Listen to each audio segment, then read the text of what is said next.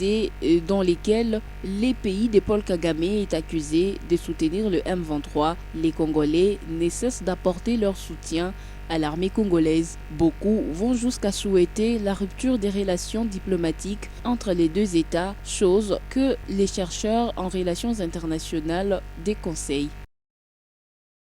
Les chercheurs en relations internationales s'accordent au fait qu'un dialogue franc entre les Rwandais et la RDC est à envisager dans la résolution du conflit.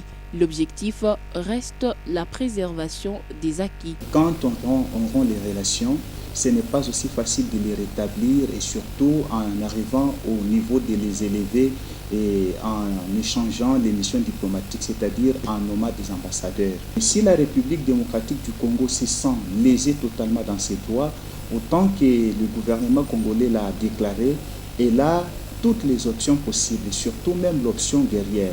C'est l'option guerrière qui arrive généralement à faire prononcer la rupture des relations diplomatiques. Toutefois, il y a beaucoup à craindre en diplomatie lorsque des nations ne s'accordent pas. Cela pourrait conduire à des guerres. Au stade actuel, puisqu'il n'y a pas encore un conflit armé ouvert entre les deux États, donc on ne peut pas tout d'un coup rompre les relations diplomatiques. Il faut d'abord les garder, mais on refroidit, on réduit les niveaux de contact, on entre dans la phase de négociation. Quand l'option militaire est engagée, c'est en ce moment-là qu'on arrive à fermer toutes les frontières hermétiquement et à rompre les relations diplomatiques, à s'engager pour une victoire militaire qui va conduire à la signature d'un accord qu'on appelle armistice.